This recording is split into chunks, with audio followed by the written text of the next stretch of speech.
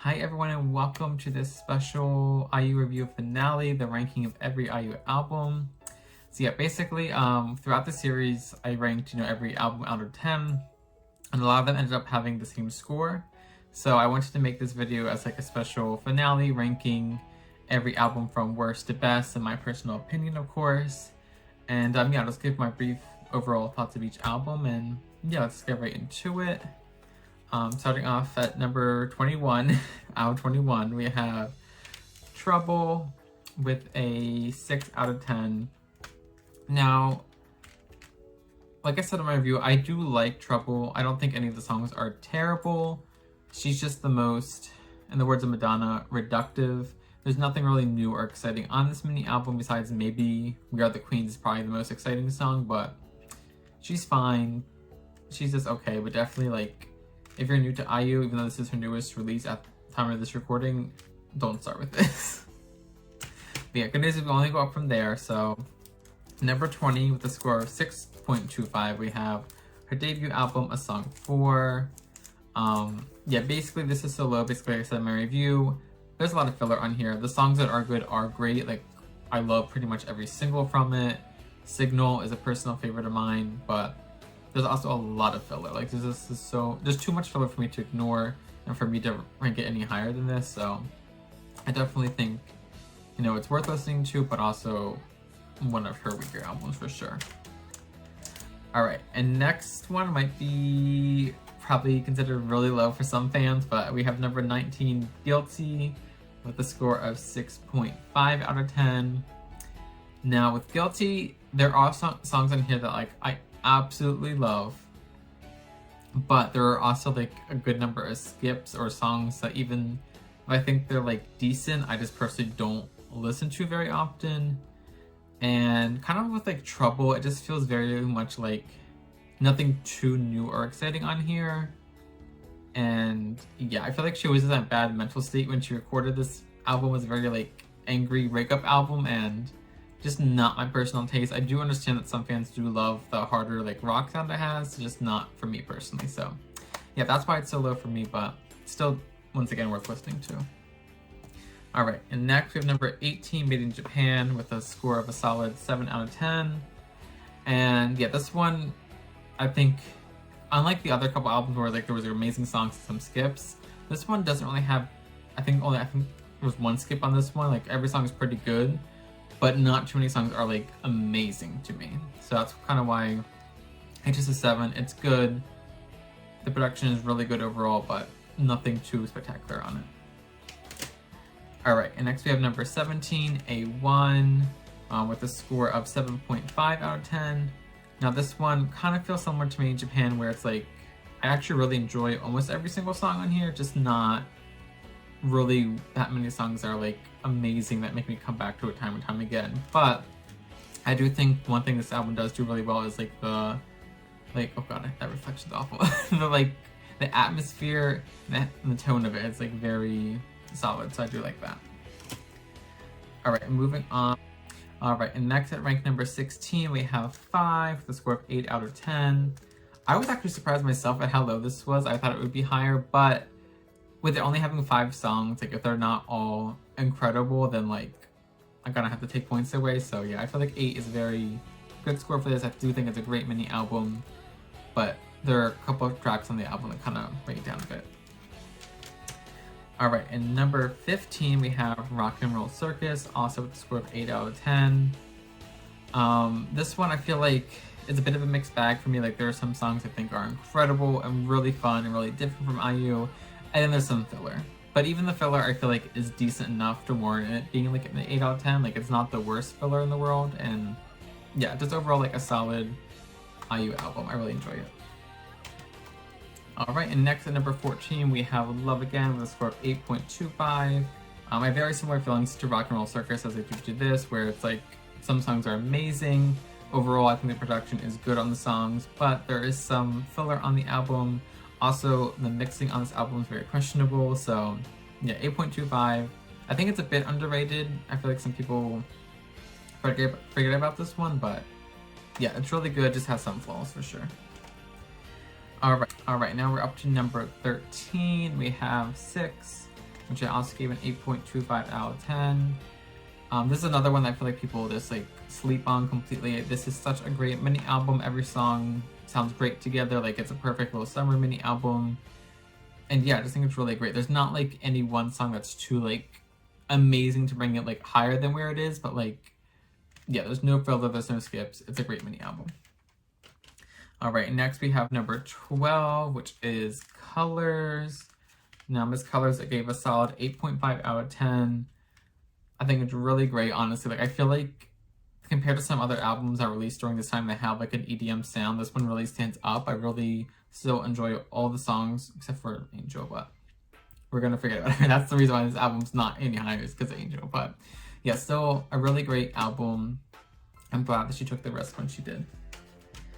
All right, now we're exactly halfway through the list. So number 11, I have Party Queen, which I also gave an 8.5. Now this one, in terms of like concept and lyrics, incredible.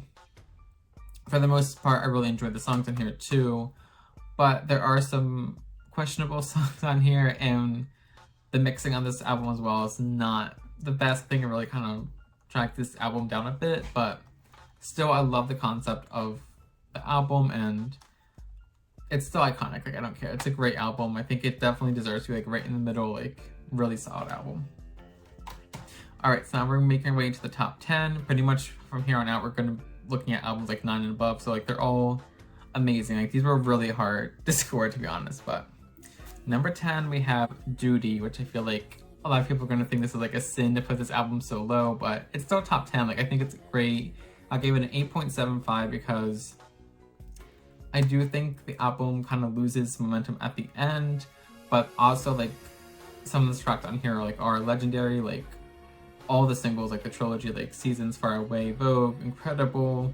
My personal favorite, Audience, incredible. Like yeah, like still like an iconic J-pop album, but I think she's definitely done better, so that's why it's at number 10.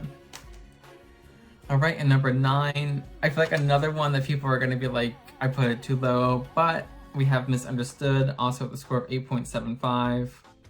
Kind of for the same reasons as Duty, where it's like there are some incredible songs in here. Like some of my favorite IU songs like Heaven, Ladies Night are on here, Rainy Day.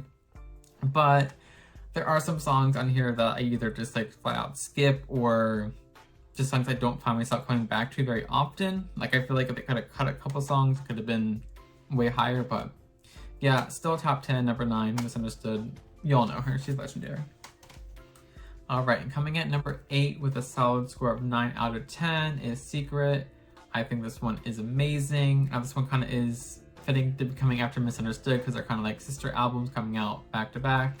But I think this one is much more cohesive overall. Like it creates a very nice like tone and like creates its own world nicely, which I love when I listen to an album. So yeah, Secret, like Jewel, Momentum, some amazing like top tier like Startin', Bluebird, Beautiful Fighters, like pure like top tier like mid 2000s IUs like on this album, like incredible.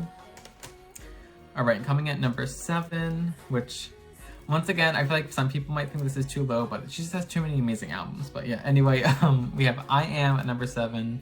Once again with a solid 9 out of 10. I think this one is amazing.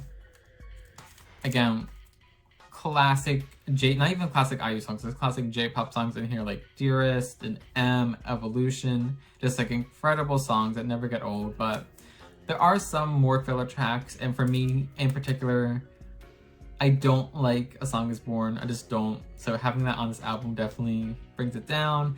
And one song I do love is Endless Sorrow, but I do not like the remix of it that's included on this album. So once again, that brings it down a bit for me. But obviously I Am is a classic IU album, classic J-pop album, a must listen to, and yeah, she's incredible. All right, in number 6, we have My Story with a score of 9.25 out of 10. Now this one that came out was kind of praised by IU herself, that she said this was the first album that she felt really passionate about, that she truly enjoyed herself. And it's very, once again, cohesive with like a pop rock sound. And if you watched all my reviews, you know, like I'm not too crazy about IU's rock sound always, but this is like IU rock perfection. Like every song is so good. Every song just feels so like thought out. And even though it is cohesive for the most part. A lot of the songs do fall under, you know, the pop rock sound. They're also very unique and stand out, and yeah, just incredible album. Very well done. Love it. All right, so we're already up to top 5. Very exciting. Now, I know some albums I think people will think I put low. This one's probably going to be one people think I put too high, but it's my opinion, so yeah. All right, so number 5, we have Love Songs with a 9.25 out of 10. Once again, like I've said about a lot of these top albums, very cohesive, creates a great like sound when you listen to it from start to finish. Like it really brings you into the world of like love songs. Like I absolutely love that. She worked with Tetsuya Komuro in almost every like song on the album, and they're really all like just very distinct and diverse, and like brings in like classical elements, and they just all feel very like grand for the most part, and just really the structure of them are just really interesting, unique, and yeah, I just love this album. It was so like different at the time. I feel like a lot of fans either loved it or hated it, but I loved it from the time I heard it like 10 years ago till now. Like incredible, definitely top 5 in my eyes. Yeah. All right, coming at number 4 with a score of 9.5 out of 10, I have Memorial Address.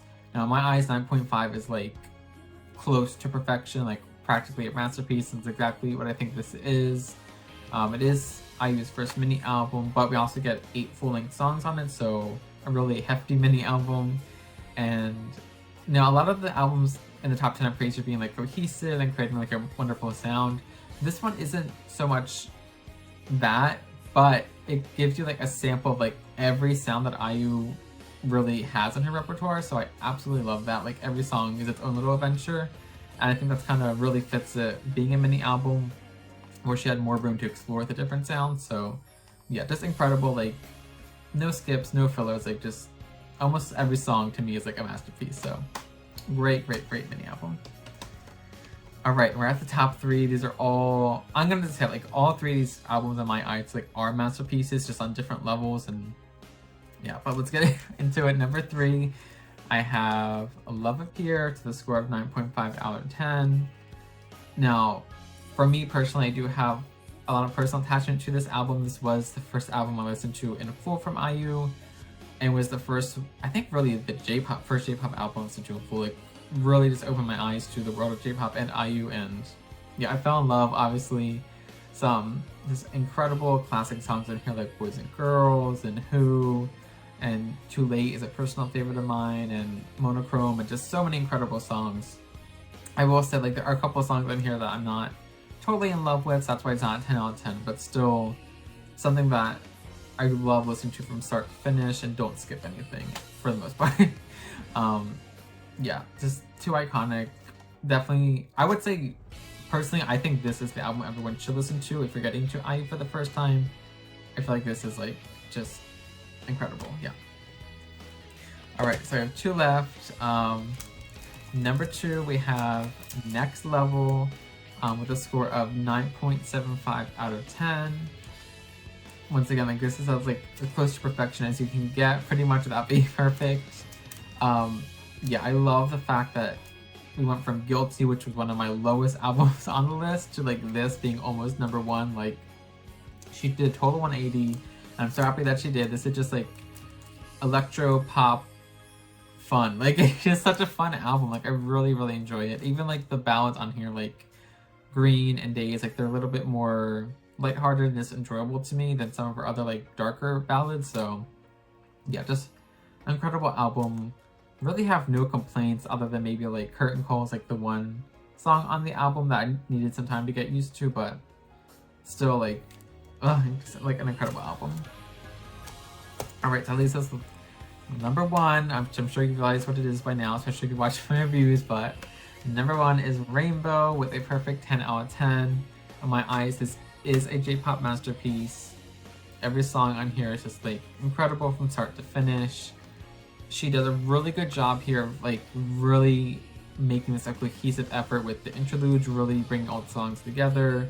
Even though there are some songs that don't exactly sound exactly the same, like they still sound like they belong in the same universe. And like, yeah, just like an amazing effort overall. I I don't know, I can't put into words just how much I love this album. It's just so amazing. 10 out of 10 deserved. My personal favorite album, and I think a lot of other people's too, and definitely well deserving of that. So thank you for watching. This is officially the conclusion of my IU review series, which took me pretty much 6 months to film and upload and everything. So thank you if you actually watched them all. That's incredible. I appreciate the support, and yeah, definitely gonna do more with this channel. Probably like other J-pop reviews in the future. I want to talk about IU's tours for sure and her singles, and yes, I'll definitely see you in the future. Might take some time off. Like, I've been uploading every single week since January 1st. So I'm definitely gonna slow down on that like amount of content, but I'll definitely be back with some more J-pop content, some more IU content. So yeah, thank you for watching. I'll see you next time. Bye.